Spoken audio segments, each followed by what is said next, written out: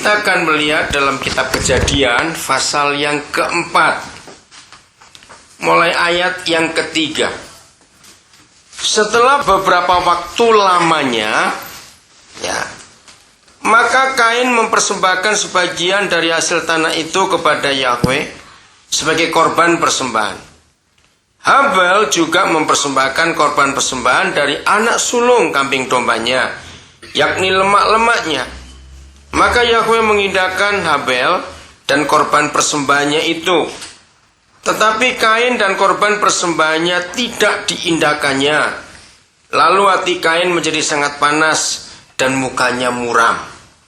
Saudara, kisah ini kita sudah sering dengar dari sejak sekolah minggu, betul tidak? Dan ada banyak versi mengapa Kain ditolak persembahannya, mengapa Habel diterima persembahannya. Ada banyak versi. Tapi hari ini kita coba memperhatikan. Kelihatannya Tuhan tidak adil. Kelihatannya. Dalam hal mana Tuhan tidak adil? Hukum yang Tuhan berikan kepada Musa, bahwa persembahan yang Papa kita inginkan itu adalah yang hidup, ya, bukan yang mati. Tuhan kita juga suka lemak-lemak yang dibakar. Kita ingat hukum Taurat itu. Nah, masalahnya, waktu Kain dan Habel, itu kan hukum itu belum diberikan. Betul nggak, saudara? Kan belum diberikan hukum itu. Nah, kenapa Tuhan harus marah menolak yang Kain punya? Karena Kain mempersembahkan bukan yang hidup, yang ada nyawanya, tapi cuma dari hasil tanahnya saja. Betul nggak? Ngerti maksudnya? Sepertinya kan Tuhan tidak adil. Kenapa? Karena belum diberitahu. Nah, saudara, letaknya bukan pada Tuhan adil atau tidak. Kalau kita mau membahas ini, Tuhan itu adil. Di mana keadilan Tuhan? Ya, kita lihat kalimat pertama ayat 3. Ya, kalimat pertama ayat 3. Kejadian 4 kita baru belajar ini. Kejadian 4 ayat 3, kalimat pertama. Nah, ini yang penting. Ada kata apa kalimat pertama? Saudara baca? Iya, yuk baca. Kalimat pertama, setelah beberapa waktu lamanya. Saudara percaya nggak bahwa satu titik saja dari firman Tuhan ini, itu ada kuasanya. Masih ingat Tuhan Yesus berkata, satu tanda baca, satu titik saja, itu nggak akan hilang. Sekalipun langit dan bumi akan lenyap, tapi firman itu nggak akan lenyap. Nah, kalau satu titik saja ada artinya, apalagi satu kalimat. Jadi kuncinya pada kata waktu ini, setelah beberapa waktu lamanya. Berarti sudah ada sekian waktu. Kita nggak tahu di Alkitab berapa tahun, berapa belas tahun, berapa puluh tahun, kita nggak tahu. Setelah beberapa waktu lamanya. Saudara, waktu yang Tuhan berikan kepada semua kita manusia, itu sama atau tidak? Ya, ini pertanyaan agak bodoh, tapi untuk meyakinkan kita, waktu yang Tuhan berikan buat kita semua sama atau tidak? Sama.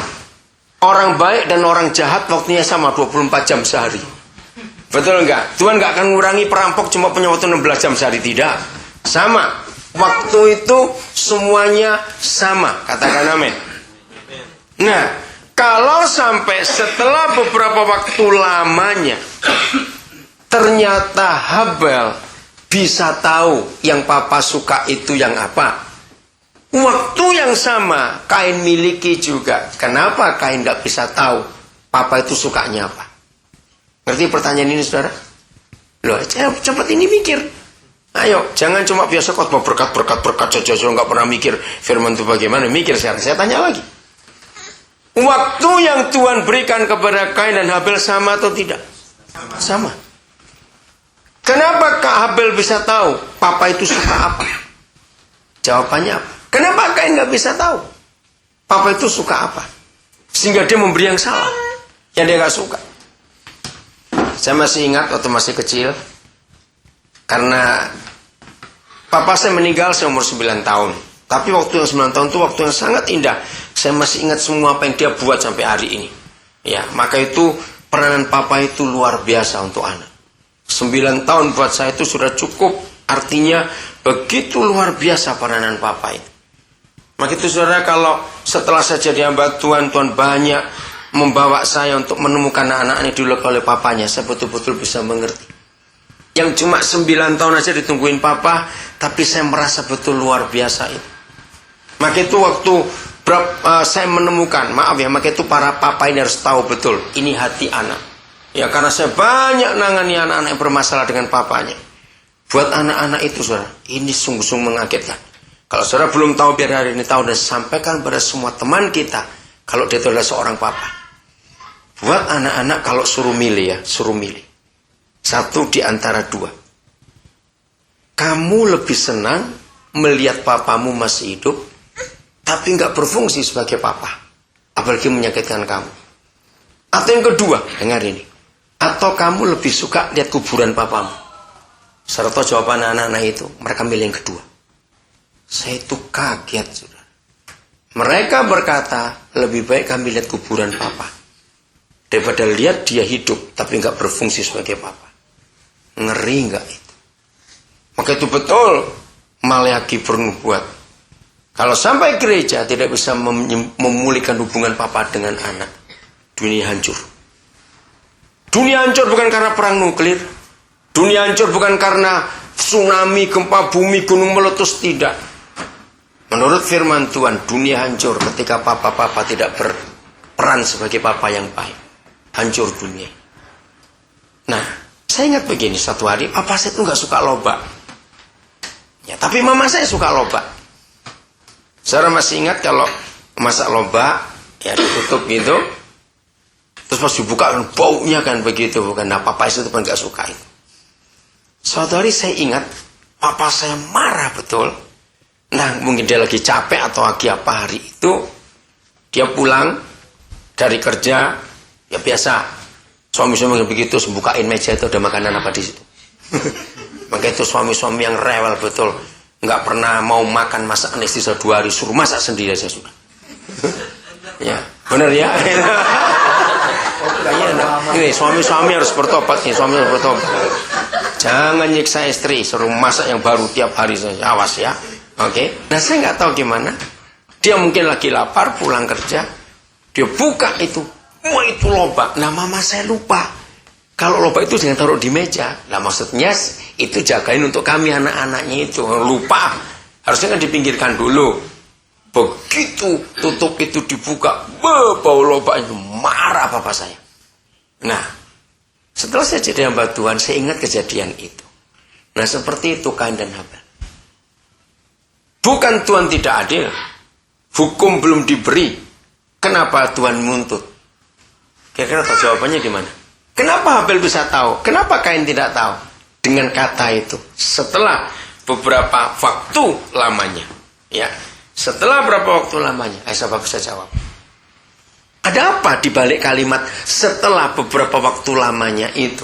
Ayo cepat. Kalau enggak makan lalapan sing isi pada lalapan di dalam bumi itu.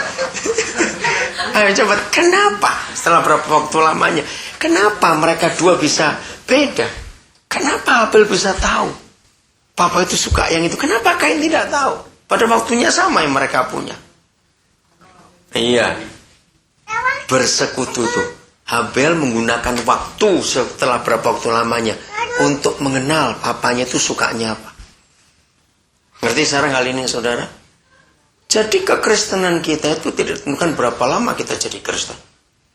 Ya, waktu emak saya masih hidup, nenek saya masih hidup, ya karena orang zaman dulu tuh nggak pernah ingat tahun-tahunnya. Cuma dia bilang, saya tanya, mak kapan mak jadi Kristen? Pokoknya Jepang belum masuk, itu istilah orang zaman dulu. Berarti dia dibaptis sebelum tahun 42, kan Jepang masuk Indonesia tahun 42. Nah itu ukurannya. Mungkin ada, kalau saudara orang Sydney, kapan saudara jadi Kristen? Ingat saya Harbour Bridge belum ada. Wih, lama sekali.